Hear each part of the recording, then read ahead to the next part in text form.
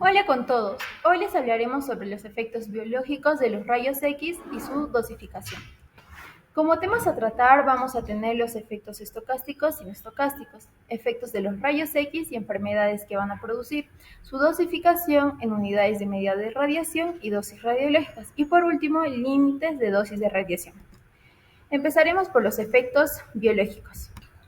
Los efectos biológicos se refieren a los cambios o daños que ocurren en los organismos vivos como resultado de la exposición a algún agente físico, químico o biológico.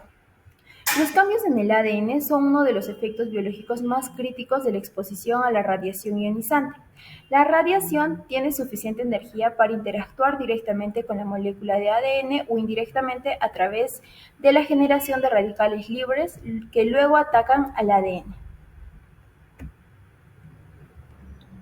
Estos van a producir las lesiones que puede inducir en el ADN, van a ser muy diversas, como son los cambios en las bases, roturas de los puentes de hidrógeno, rotura de la hebra sencilla, dímeros de las bases, uniones cruzadas.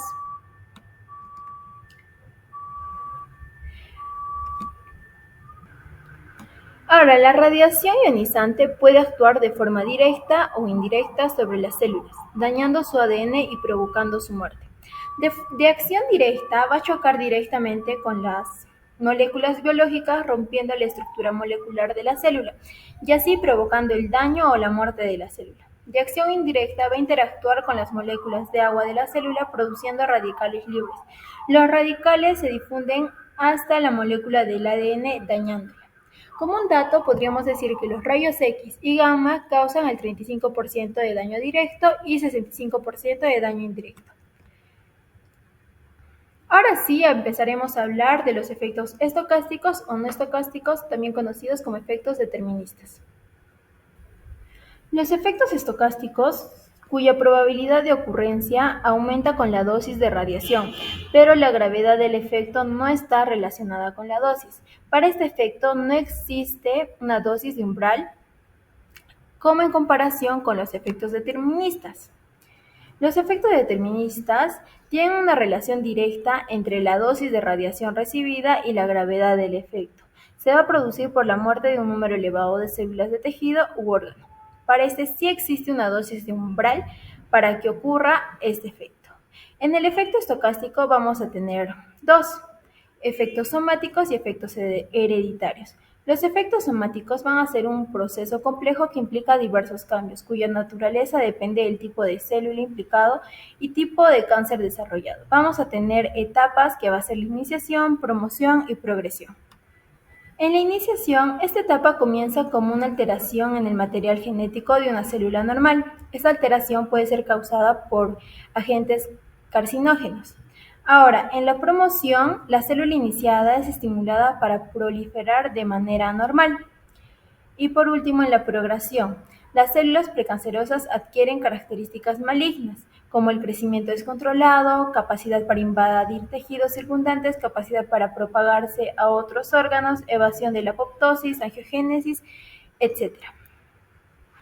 Ahora, en los efectos hereditarios se va a manifestar en la descendencia de la persona expuesta, por mutación en las células germinales, como son en los óvulos y los espermatozoides. Y ahora lo que nos van a causar los efectos deterministas van a ser quemaduras en la piel, cataratas, síndrome de irradiación aguda, reducción de la fertilidad, caída de cabello. Efectos de los rayos X. Para entender los efectos de los rayos X tenemos que entender tres conceptos: intensidad, sensibilidad y tiempo. Estos están relacionados con las unidades de dosis absorbida, dosis equivalente y tasa de dosis. La intensidad está relacionada con la dosis absorbida. ¿Por qué? La dosis absorbida es la cantidad de rayos X que el cuerpo absorbe, y esta es necesaria para entender los daños biológicos a largo plazo que pueden pasar en el cuerpo. Se mide en Gray y está relacionada con la intensidad. En cuanto a la sensibilidad, está relacionado con la dosis equivalente. Nos indica la sensibilidad que tiene cada órgano frente a los rayos X. Este se mide en Sieverts y nos indica qué daños tanto biológicos, bioquímicos, pueden pasar en el cuerpo humano a largo plazo. Y el tiempo está relacionado a la tasa de dosis, que nos indica la velocidad de los rayos X y cómo entran a nuestro cuerpo, y en qué tiempo, si es por año, si es por hora.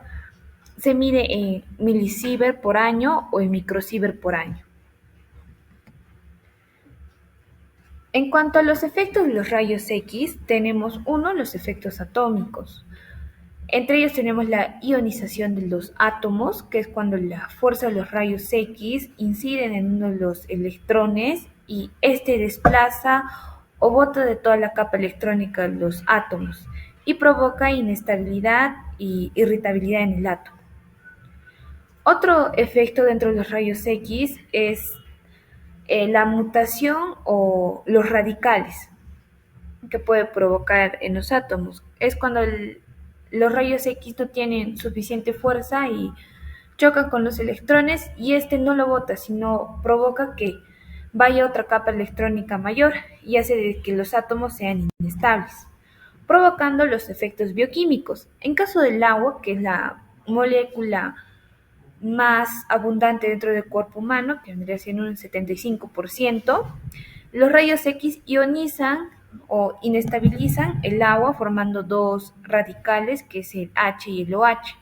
Estos radicales son inestables y al tratar de buscar su estabilidad, se unen con ADN, proteínas, lípidos, carbohidratos, pero comúnmente es con el ADN, provocando esta unión la ruptura de puentes de hidrógenos, cambios de bases o mutaciones genéticas, dando resultados a aberraciones.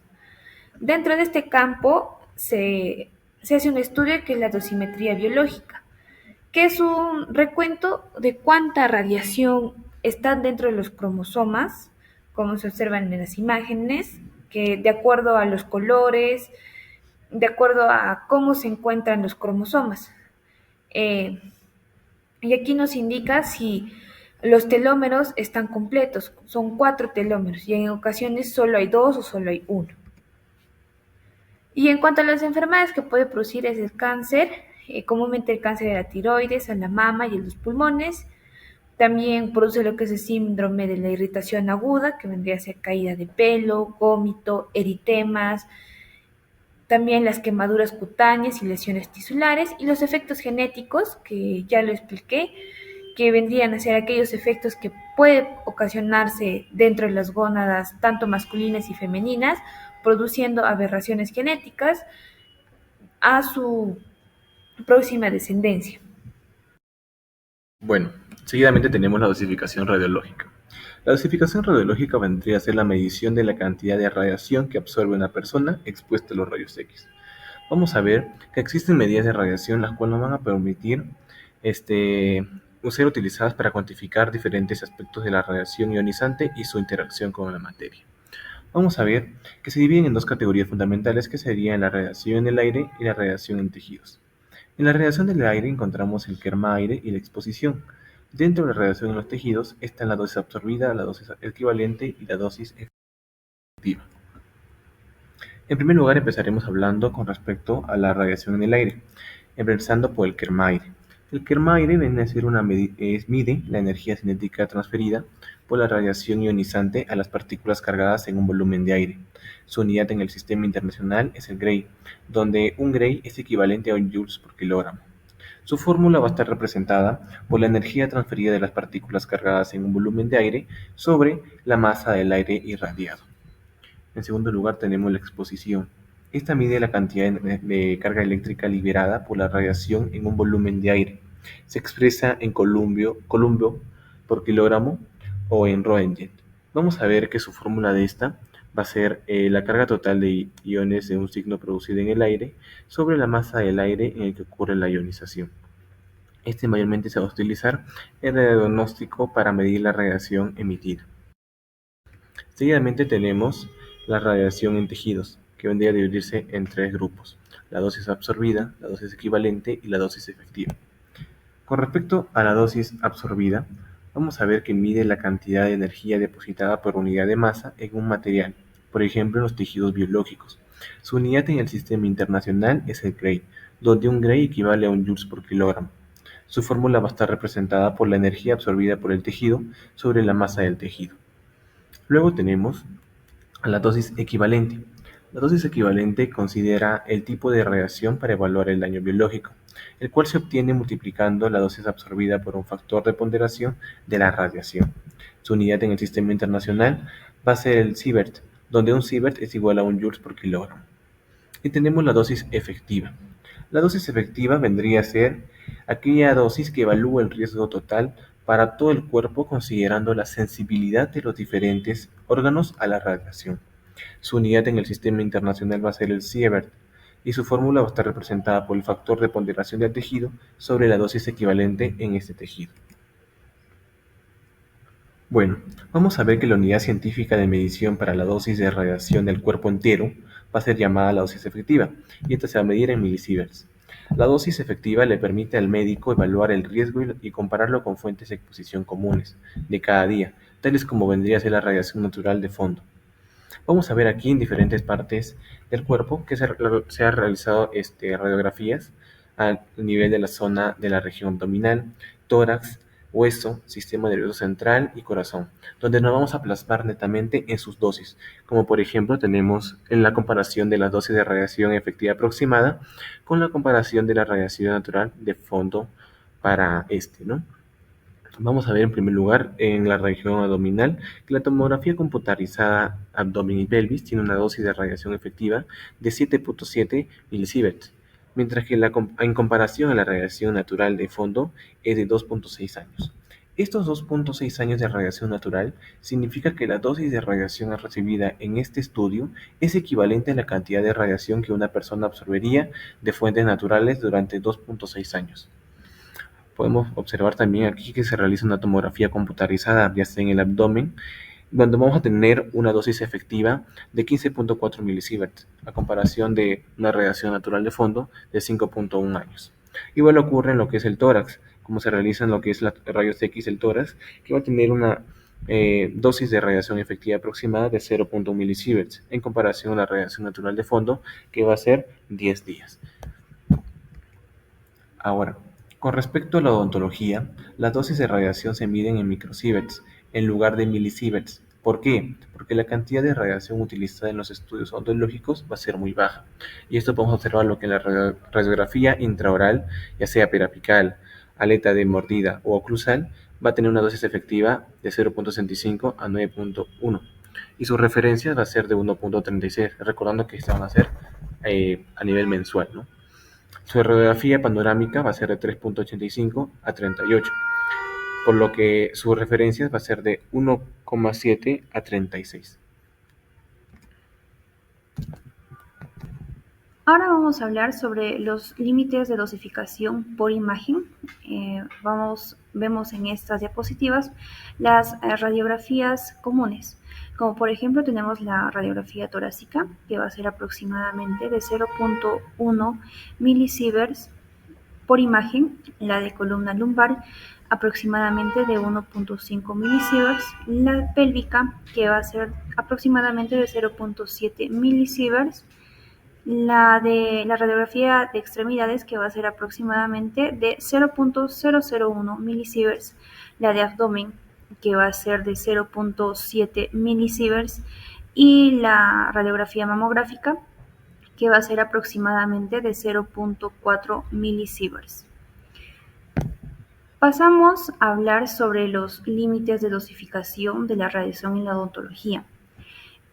Por ejemplo, tenemos las radiografías periapicales, que van a tener un límite de dosificación de entre 1 a 8 microsieverts por imagen.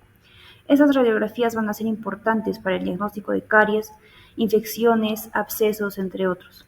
La radiografía interproximal va a tener un límite de dosificación de 1 a 5 microsieverts por imagen. Esta radiografía va a ser importante para la detección de caries interdental y la evaluación de la altura del hueso alveolar.